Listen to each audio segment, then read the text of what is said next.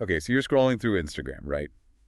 Maybe grabbing your morning coffee or whatever, and bam, another sponsored post. It's like every other picture these days, you know? Right. And it's like, how is a startup supposed to even, like, compete with that? You know what I mean? It can be overwhelming for sure, but Yeah. it's interesting because there are ways to make that same, like, influencer power work for you, especially if you're a startup. That's what we're diving into today. Influencer marketing on Instagram, but like specifically with startups in mind. Right, because it's a whole different ball game when you're a startup versus like a big corporation, you know? Totally. And honestly, Yeah. some of the stuff we found in this research is like seriously eye-opening. Yeah, it's not just about getting a bunch of likes anymore. No, not at all. It's way more strategic than that. It's about figuring out how to actually use this stuff to grow your business. Exactly. And one of the things that really struck me when we were going through everything is how much marketing has changed, even in just the past few years. I mean, it used to be all about those big splashy campaigns, All that's right? trying to reach as many people as possible. Exactly. But now it's so much more targeted, much more personal. And that's actually one of the biggest advantages that influencer marketing has, especially for startups. It's about tapping into that existing trust. Which is huge. Yeah. Because building trust from scratch, that takes time. And as a startup, who's got time for that when you're just trying to get off the ground? Exactly. So being able to leverage the trust that an influencer has already built with their audience, that's incredibly valuable. Totally. And it's funny because one of the articles actually defined influencer marketing as, and I'm going to quote this here, teaming up with influential individuals on platforms like Instagram. Which, when you say it like that, sounds kind of obvious, right? Right. But I think the thing is, there's actually a lot more to it than just like sending free stuff to anyone with a bunch of followers. Right. It's not just about the numbers. Exactly. Like imagine you got a new, I don't know, fitness tracker or something, but it's designed specifically for people who do yoga. Okay. Yeah. Does it make more sense to partner with some big-time celebrity or someone who maybe has a smaller following but is like super well known in the yoga world? That's such a good point. And it gets to the heart of why influencer marketing can be so effective. It's about finding that perfect match. You're not just chasing after the biggest audience possible. You're looking for an influencer whose audience aligns with your target market. Because those are the people who are actually going to be interested in what you're selling. Exactly. And think about it. A smaller, more engaged audience, they trust that influencer's opinion. So when they recommend your product, it means so much more than some generic shout out from someone with millions of random followers. Right. Because it's like they actually use and like your product. It's not just a paid promotion. Exactly. And we actually found a case study in one of the research papers about a tech startup that completely nailed this. They partnered with a few micro-influencers, so people with smaller but highly engaged followings in the sustainable living space. Okay, I'm already interested. Right. So they basically showcased how their product fit into that whole lifestyle. And the results were pretty amazing. Their engagement rates skyrocketed. They saw this huge bump in website traffic. And get this, their sales literally doubled within like 3 months. Whoa. See, that's what I'm talking about. Those are the kind of results you can get when you do influencer marketing, right? Exactly. It's not just about awareness. It's about building genuine trust with your target audience and driving those conversions.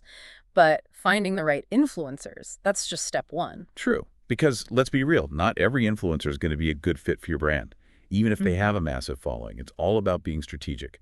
Exactly. And one of the papers we looked at called this idea alignment, which I really like. It's not just about reaching a certain number of people, it's about reaching the right people with the right message. And to do that, you really need to think about your brand's values, your target audience's interests. It's about finding influencers who genuinely complement your brand identity. So it's like you're looking for those puzzle pieces that just click perfectly into place. Yes. So if, say, your brand is all about, I don't know, handmade sustainable clothing or something, Okay, yeah.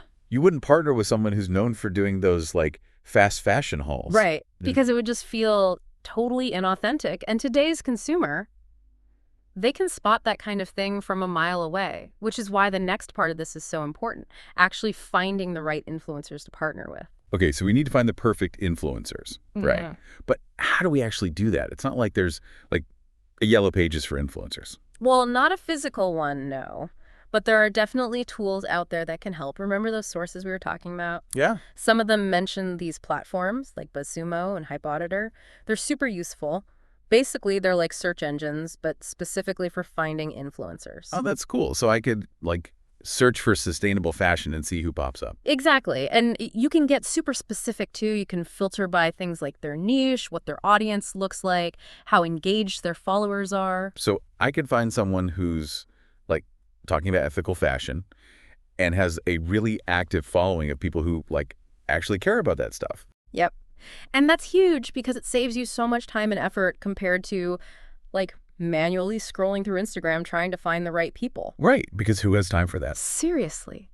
So let's say you've used those tools, you've done your research, and you've found some amazing potential partners.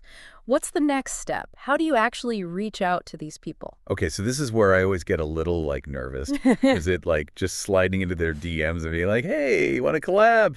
I mean, you could try that, but chances are you'll probably get lost in the sea of other people doing the exact same thing. Because they're probably getting, like, a million messages a day, right? Exactly. So remember how we were talking about authenticity being so important? That goes for your outreach, too. Think about it from the influencer's perspective for a second. They've worked hard to build their following, they're passionate about what they do, and they're constantly getting bombarded with these generic collaboration requests. Yeah, I could see how that would get old. Right. So what's going to make you stand out? Something genuine, right? Something that shows you actually care about what they do. Exactly. That's the key. Personalization.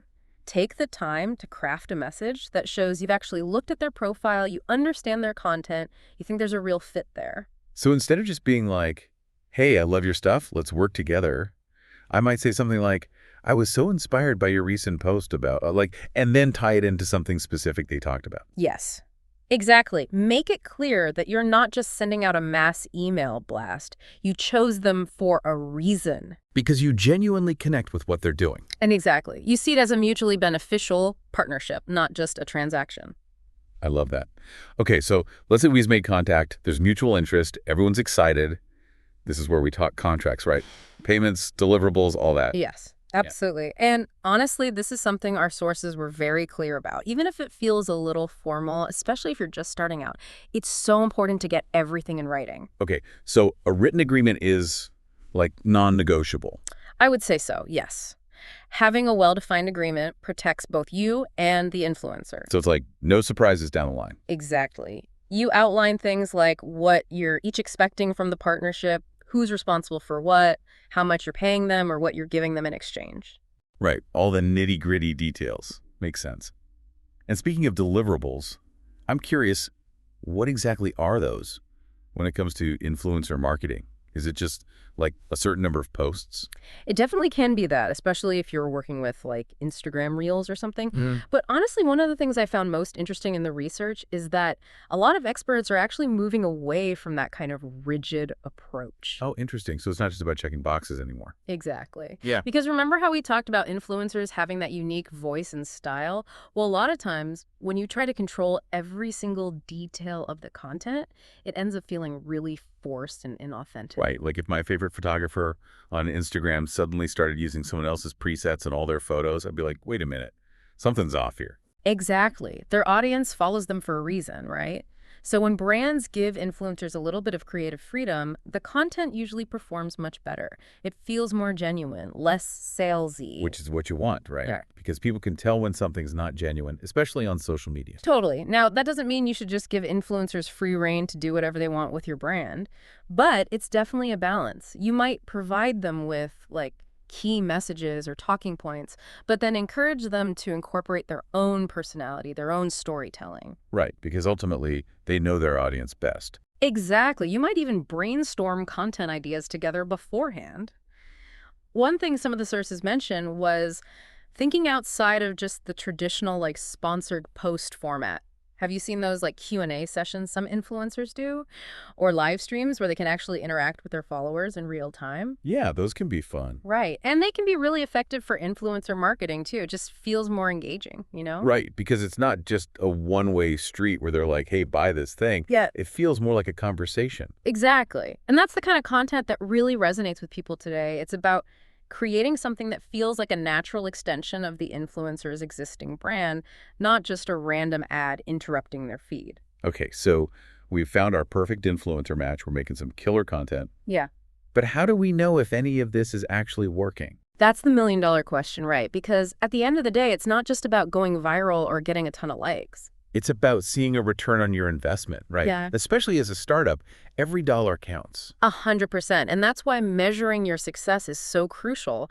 We need to talk about going beyond those vanity metrics, like how many likes a post gets, and really digging into the data that matters. Okay, so less about the likes and more about hitting those big picture business goals. Exactly. And it all starts with being really clear about your objectives from the get-go. What are you hoping to achieve with this influencer marketing campaign? Right, because it's going to be different for every company, right? Exactly. Are you primarily trying to increase brand awareness, get people familiar with your brand, or is the goal to drive traffic to your website? Maybe it's to boost sales of a specific product. Right, it's all about figuring out what success looks like for you. Exactly. Because once you know what you're aiming for, you can actually choose the right metrics to track your progress. So it's kind of like you need to pick the right tools for the job, right? Yes. Perfect analogy. It wouldn't make sense to use a hammer to measure flour, would it? Not unless you want a very messy kitchen. Exactly. So let's say your main goal is to drive traffic to your website. Okay. You could track things like how many people are clicking on the link in the influencer's bio, or maybe you even create a special landing page just for people coming from their posts, Yeah. That way, those visitors came directly from that influencer. Oh, that's smart. So you can actually see the direct impact. Exactly. Or if your goal is to increase sales for a particular product, you could give the influencer a unique discount code to share with their followers. Oh, I've seen influencers do that. Right. And that's great because then you can track exactly how many sales came from their audience using that code. So it takes all the guesswork out of it. You know for a fact that those customers came from that influencer campaign. Yep. And honestly, the best part is you don't have to do all this tracking manually. Wait, really? Because that sounds kind of complicated. Right. But luckily, there are tons of tools out there that can help. Remember those platforms we were talking about earlier for finding influencers, like BuzzSumo and Hype Auditor? Well, a lot of them also have these really robust analytics dashboards built right in. You can see things like how engaged people are with the content, which, by the way, is a way more valuable metric than just looking at likes. Engagement means people are actually stopping to watch the video, read the caption, maybe even leaving a comment. So it shows they're actually paying attention. Exactly. And then you can also track things like follower growth. So are you gaining new followers because of this partnership? You can see the overall reach of the campaign, so how many people it's actually reaching. That's so helpful. It's like having this whole dashboard that shows you exactly what's working and what's not. Exactly. And the best part, you can use that information to adjust your strategy as you go. Maybe you notice that one type of content is performing way better than another, or that you're reaching a totally different audience than you expected. It's like you're constantly learning and evolving. Exactly. And that's how you really get good at influencer marketing, by being willing to experiment, to analyze the data, and to adapt based on what you're seeing. That makes so much sense. I feel like we've covered so much ground on this deep dive, from finding those perfect fit influencers to crafting authentic content that actually resonates with people, and then even measuring our success like pros. It feels way less overwhelming when you break it down like this. It definitely is a lot to take in, but honestly, the most important thing is to just get started. Yeah, just dive in and be willing to learn as you go.